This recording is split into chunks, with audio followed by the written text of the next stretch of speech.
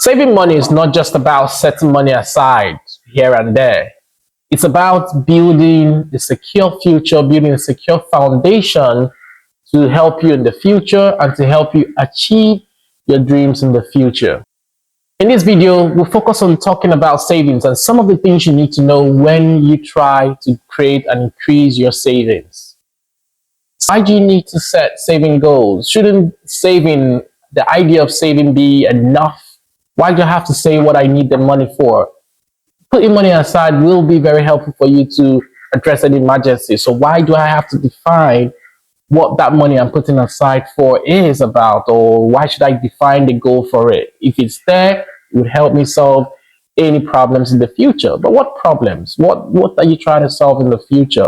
The idea of you setting your savings goals is to ensure that the money you put aside will help to address specific needs and specific requirements. If you do not have saving goals, it means that you're actually planning to fail. You're planning to put money aside just for frivolities in the future. You're only putting money aside that would potentially be a waste. When you have a savings goal, what you're doing is you're defining what that money you put aside for will be used for, meaning that any things that come up in the future, which might sound like a priority, everything that comes up in the future does sound like a priority. You might, decide, well, I need to change my headlights. I need to do something in my car. I need to do something in the house. I need to repaint the house. Defining what your savings goals or defining what you're putting money aside for will help you to focus on the specific requirements or the specific goals that you're saving that money for.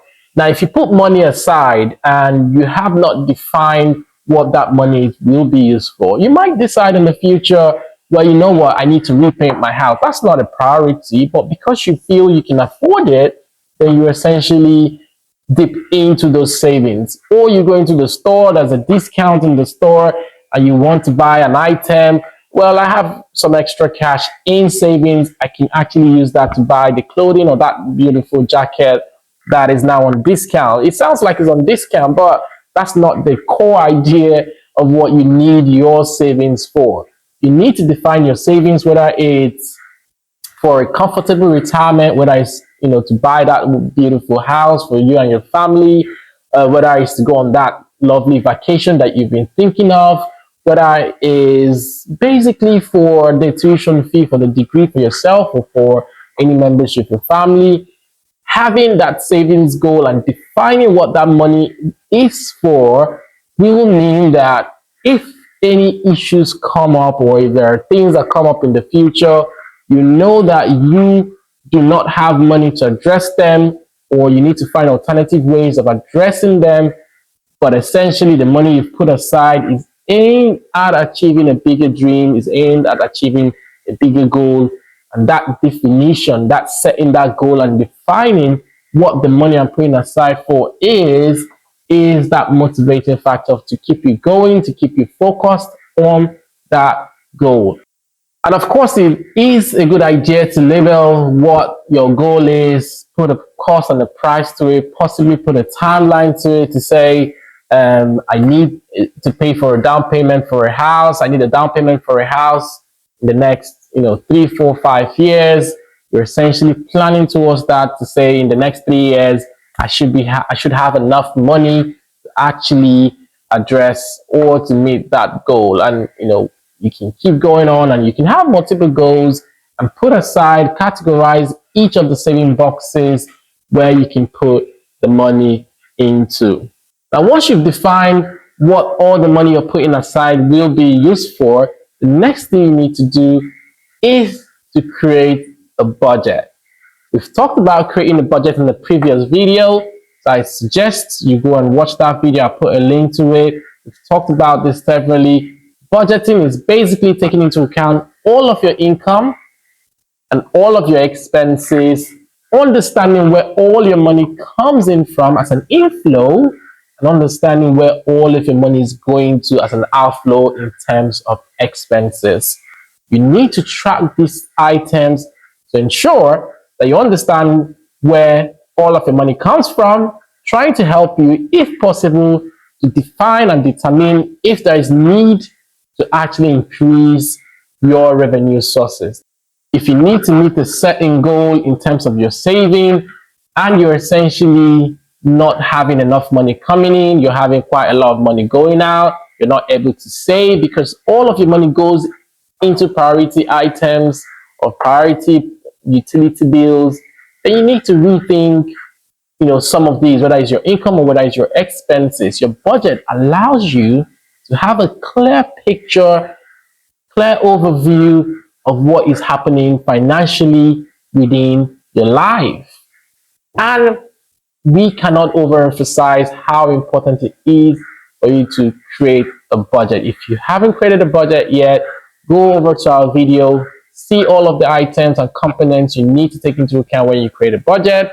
I suggest you start creating a budget as we speak. You can pause the video, go and start creating a budget right now and identify where all of your money comes in from, identify where all of your money goes out or where you spend all your money, and try to see how you can increase your income, try to see how you can cut down costs and cut down spending, try to ensure that your net income, which is the money left after you paid all your expenses, ensuring that all of that money is positive and enough for you to save and invest. But what we say when you create a budget and after you understand all of this is to ensure you can allocate that money. And one of the important things is that you are paying your savings first. A golden rule here is that you have to pay your savings first. You don't save after you're spending, you actually save before you begin to spend. In this case, you understand where all of your income is coming from. Once that income begins to come in, you decide if you want to put a 20% or a 30% into your savings, and what is left can then go into addressing your priority bills, your priority utility bills, whether it's your rent or other bills. And afterwards, you can think about other discretionary items if the need is there for you to spend on them. The idea, of course, is to ensure that you're cutting down on all of your costs. The idea is to ensure that you're increasing the income that comes into play, but your budget allows you to see the full picture of where all that money is coming from and basically where the money is going. And by paying your savings first, you ensure that you actually every month allocate a good amount of money to achieving your future goal or your future dream. To make it easy, what you need to do is to try to automate the way you pay your bills generally. Now, to make it easy for you, you can automate your savings, or you can automate how you pay money into your savings. Some people have like a current or checking account, so they can actually automate payments from their current accounts into the savings account. You can automate those payments. You can put a standing payment order that allows that money automatically to be transferred when a certain amount comes in. A percentage of that goes into your savings. There are some bank accounts that allow you to actually create saving pots within them, where you can transfer money to the saving pots and actually get some interest returns on those savings. And that takes us to our next point, which might sound, very obvious, but you need to build an emergency fund. Emergencies happen in life, and while you're creating savings to achieve certain goals, it might be very key that you put in money into a pot where you have money to spend for emergencies. Now, hopefully this does not affect the key goals, things like vacation or buying a house, but they basically would help you address any emergency situations that might come up. Life is not very predictable, but what we see is that certain things happen. You might have an emergency, whether it's health or you need quite an emergency travel to happen. There might be certain things that could just come up in life. You might have a roof blown off. And in cases where you do not have insurance to back this up, which is a conversation for another day, you can have savings as your own insurance to actually be like a buffer or a shock absorber where you have some of these issues come up. And those are the 5 key things you need to know around savings. However, we have a bonus for you. And that bonus is that you need to ensure that you're gaining from your savings. So I know you might see different conversations around why should you save and leave money in an account and not generate sufficient returns from me? You can invest it.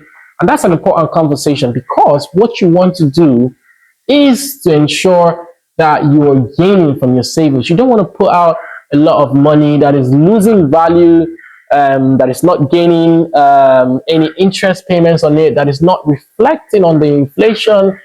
So you need to put your money into an account that can generate you some level of returns. That is quite key. So don't just put your money outside. Don't just put your money in a piggy bank and assume that, well, you have 10,000 today, and that 10,000 is going to be there tomorrow. Not really. The value of money actually drops as time goes on. So the time value of money needs to be taken into account, and you do not want to save and essentially erode the value of your money. Find high yielding accounts. You can think about retirement savings account like 401k, or you can think about the cash ISA account in the UK. You can find different bank accounts and different accounts that allow you to save and provide you with high yield or high interest payments on your savings. Now, thank you for watching. I hope you enjoyed that video. Don't forget to like, don't forget to share with your friends, your colleagues, your students. Don't forget to subscribe. Don't forget to put down a comment in the comment section, and always continue to show up.